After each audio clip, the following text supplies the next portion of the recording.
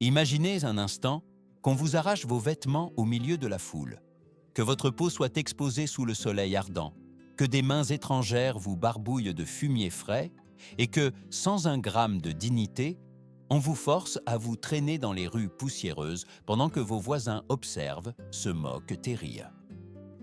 Dans l'Égypte ancienne, pour certains crimes, la mort n'était pas considérée comme une punition suffisante. Elle était rapide, presque clémente. Ce qui pouvait vraiment briser une personne était quelque chose de beaucoup plus calculé, l'humiliation publique, la honte érigée en spectacle. Les Égyptiens comprenaient que le corps guérit, mais la réputation, celle-là pouvait être détruite à jamais. Ils s'attaquaient à ce qui définissait une personne, son honneur, son nom, sa place dans la communauté et, le plus redouté, sa possibilité d'atteindre la vie éternelle. Il ne s'agissait pas seulement d'infliger une douleur physique, mais de laisser une cicatrice invisible qui accompagnerait la victime jusqu'à la tombe. Et au-delà. Aujourd'hui, nous allons lever le voile sur ce monde implacable, où la justice se mêlait au théâtre et où la honte était l'outil le plus aiguisé du pouvoir. Nous verrons comment, dans une société obsédée par la pureté et la mémoire, l'humiliation est devenue une punition méticuleusement conçue pour que personne n'oublie, même des milliers d'années plus tard. Dans l'Égypte ancienne, la justice ne se limitait pas à des lois écrites sur des papyrus, ni à des procès formels devant des juges et des scribes. C'était avant tout une scène ouverte, un spectacle soigneusement chorégraphié pour que la honte s'inscrive dans la mémoire collective. Les places, les marchés et les cours des temples se transformaient en véritables théâtres où l'accusé devenait le protagoniste involontaire et le public, le jury et le bourreau émotionnel. Les infractions les plus graves, comme le vol dans les temples, le blasphème contre les dieux ou l'adultère, étaient rarement punies de mort. L'objectif n'était pas de faire taire à jamais le coupable, mais de le transformer en un rappel vivant de ce qui arrivait lorsque quelqu'un osait briser l'ordre sacré. Un voleur surpris pouvait être attaché au milieu du marché, couvert de saleté et exhibé pendant des heures, jusqu'à ce que l'odeur et les regards de mépris le transforment en paria. Une femme accusée d'adultère pouvait être dépouillée de ses vêtements, rasée jusqu'à laisser sa tête brillante sous le soleil, et obligée de marcher au milieu des insultes et des ordures jetées par ses propres voisins.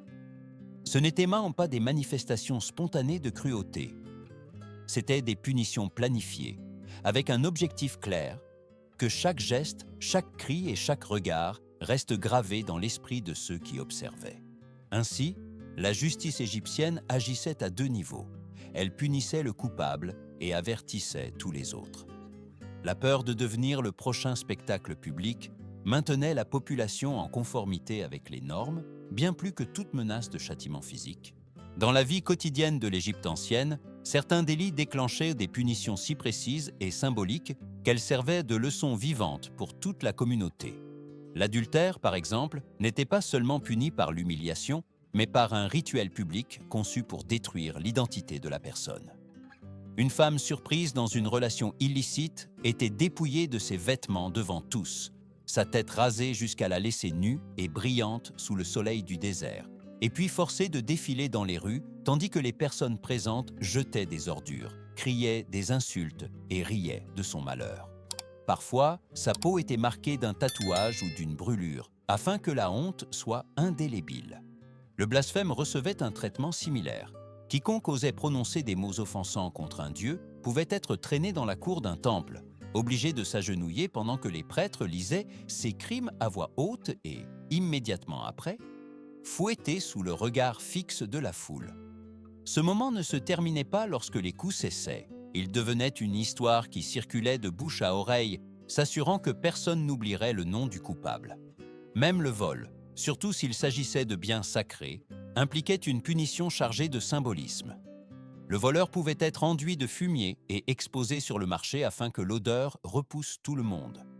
Dans la mentalité égyptienne, la saleté n'était pas seulement une question physique, mais un signe d'impureté spirituelle. Souiller le corps d'impureté équivalait à déclarer publiquement que l'âme de cette personne était corrompue. Chacune de ces punitions était conçue pour laisser une marque invisible mais durable. La nudité représentait la perte totale de statut, la saleté l'impureté morale, et les marques sur la peau un rappel éternel. Il n'y avait aucun moyen de cacher le passé. Le corps et la réputation restaient unis dans une seule condamnation. Parmi les châtiments les plus insolites et cruels de l'Égypte ancienne, l'un se distingue par la combinaison de douleurs physiques, de dégradation et d'un spectacle public inoubliable, le piège à miel. Cette méthode, réservée au cas où une femme était accusée de séduire un prêtre, était appliquée dans le but de préserver la pureté de l'institution religieuse et d'avertir quiconque songerait à défier ses règles. Le procédé commençait par attacher l'accusé à un poteau en bois dans un endroit visible, souvent devant un temple ou sur la place la plus fréquentée.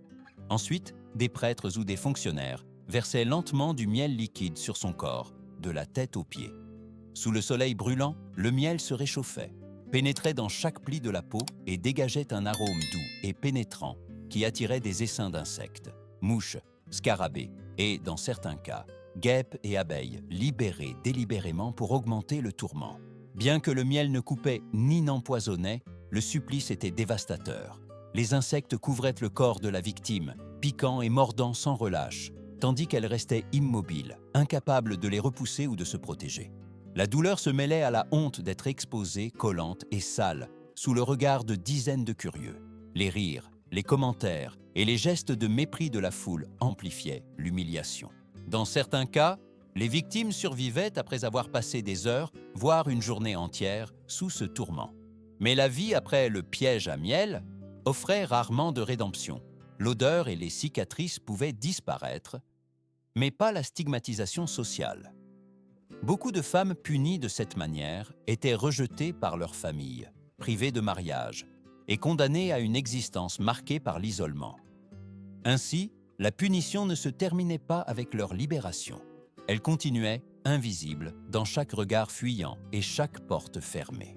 Dans l'Égypte ancienne, l'humiliation publique n'était pas réservée aux criminels ordinaires ou aux femmes accusées d'enfreindre les règles religieuses. Les pharaons et l'élite dirigeante comprenaient très bien que la honte pouvait être aussi létale que l'épée lorsqu'il s'agissait d'éliminer des rivaux politiques. Un ennemi mort pouvait devenir un martyr, mais un ennemi vivant et humilié se transformait en un avertissement vivant. Les hauts fonctionnaires qui perdaient la faveur royale étaient punis de manière calculée pour démanteler leur prestige. Panv, contremaître sous Ramsès III, fut accusé de corruption. Au lieu d'être exécuté en silence, il fut conduit devant ses propres ouvriers, dépouillé de ses fines tuniques de lin et contraint de presser ses mains dans de la cire chaude comme confession de ses crimes. Les empreintes brûlées furent exposées sur le lieu de travail afin qu'elles servent chaque jour de rappel de sa chute. D'autres exemples montrent des architectes qui, après l'échec de leur projet, devaient vivre parmi les ruines qu'ils avaient construites. Des vizirs dégradés étaient contraints d'assister à des cérémonies officielles vêtus de vêtements d'enfants, symboliquement dépouillés de leur autorité d'adultes. On rapporte même des cas de généraux obligés de défiler avec du fumier d'âne souillant leurs uniformes les plus décorés. L'humiliation atteignait également le domaine symbolique. Les prêtres qui volaient des offrandes devaient porter des colliers faits du même pain moisi qu'ils avaient dérobé et rester ainsi à la vue de tous les fidèles pendant des semaines. Dans d'autres cas, la stratégie était d'effacer partiellement la mémoire du puni, supprimer son nom et son image des monuments, mais laisser visibles les marques de cette suppression, afin que l'absence soit aussi éloquente que la présence. Dans tous ces actes, il y avait un schéma commun. Il ne s'agissait pas seulement de sanctionner un délit, mais de détruire l'héritage de l'accusé et d'instaurer la peur chez quiconque pourrait songer à suivre ses traces. La honte devenait ainsi un outil politique de premier ordre. Parmi toutes les méthodes d'humiliation et de contrôle dans l'Égypte ancienne, aucune n'était plus redoutée que l'élimination délibérée du nom et de la mémoire d'une personne. Pour les Égyptiens, le nom n'était pas qu'une étiquette, c'était la clé qui assurait l'existence dans l'au-delà. Sans lui, il n'y avait ni prière, ni offrande, ni reconnaissance de la part des dieux. Être effacé équivalait à une seconde mort, bien plus terrible que la mort physique. Lorsqu'une personne était condamnée pour des crimes graves comme la trahison, le vol dans les temples ou le blasphème, un processus méticuleux commençait. Des scribes et des ouvriers étaient envoyés pour détruire toute mention du coupable. Leurs noms étaient ciselés des murs des tombes, grattés des papyrus officiels. Les arbres généalogiques étaient réécrits pour l'exclure. Sur les statues, les inscriptions étaient martelées jusqu'à endommager la pierre, s'assurant qu'aucune trace reconnaissable ne subsista. Les exemples célèbres abondent. Le pharaon Akhenaton, après sa mort, fut l'objet d'une campagne systématique pour effacer sa mémoire. Son nom fut effacé de presque tous les monuments d'Amarna, sauf dans des recoins cachés que la précipitation ou la négligence avaient laissés intacts. Hatshepsut, la puissante pharaone, vit également son nom et ses images éliminés par ses successeurs, bien que certains aient été restaurés des siècles plus tard. Cette « mort de la mémoire » ne privait pas seulement l'individu de l'éternité, mais envoyait un message sans équivoque. Défier l'ordre établi pouvait vous condamner à une disparition totale. Chaque espace vide dans une inscription, chaque cartouche ciselée, devenait un avertissement silencieux pour les générations futures. Dans une culture où être rappelé était tout, perdre son nom, c'était perdre son identité, sa place dans l'histoire et l'espoir de vie après la mort. C'était sans aucun doute la punition la plus absolue et la plus dévastatrice qu'un Égyptien pouvait craindre. Dans l'Égypte ancienne, les effets d'une punition par l'humiliation ne prenaient pas fin lorsque les coups cessaient, que la saleté était effacée du corps ou que la foule se dispersait. La véritable condamnation commençait après, dans la vie quotidienne, lorsque le stigmate devenait une ombre qui suivait chaque pas de la personne punie. Le cas de Kenna, un ouvrier de Deir el-Médina, illustre bien cette réalité. Après avoir été surpris en train de voler des outils, il a subi le rituel des coups de fouet et du rasage de la tête. Cependant, le plus dur est venu après.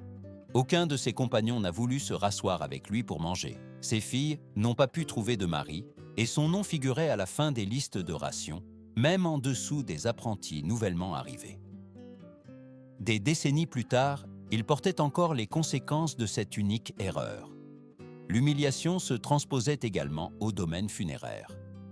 Certains archéologues parlent de « sépultures de rancœur » pour décrire des tombes improvisées et négligées, corps maladroitement placés, jarres brisées ou la momie orientée vers le mur, comme si même dans la mort, la famille voulait tourner le dos au défunt. Les cicatrines sociales pouvaient affecter toute une famille. Des documents légaux révèlent des contrats de mariage qui interdisaient d'épouser des personnes portant la marque de Thoth, un euphémisme pour les tatouages punitifs. D'autres exigeaient des certificats prouvant que la mariée n'avait jamais fait l'objet de corrections publiques. Le stigmate était héréditaire. Enfants et petits-enfants pouvaient voir leurs opportunités limitées par la honte d'un ancêtre. Même le foyer et les vêtements devenaient des rappels de la chute. Certains punis étaient condamnés à porter du lin vieux ou rapiécé. À d'autres occasions, l'entrée de leur maison était modifiée pour la rétrécir, les obligeant à frôler les murs en passant, comme une humiliation quotidienne. Le message était clair. Dans une société où tout le monde se connaissait, la honte ne s'effaçait pas, elle se transmettait.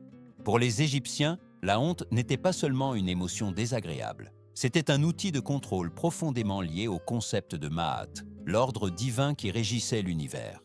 Toute rupture de cet équilibre, un vol, un blasphème, une trahison, n'affectait pas seulement la victime directe, mais le tissu moral et spirituel de toute la communauté. C'est pourquoi la punition devait rétablir cet ordre, et l'humiliation publique était le moyen le plus efficace d'y parvenir.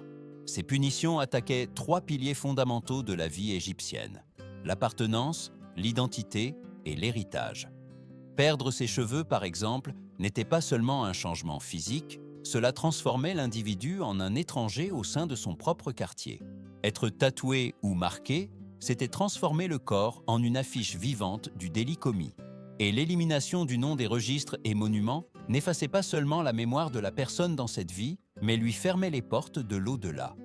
Les textes judiciaires montrent une préférence délibérée pour la honte plutôt que l'exécution. Un registre va même jusqu'à affirmer « La mort cache les erreurs, la honte les expose ». Le public faisait partie active de la punition.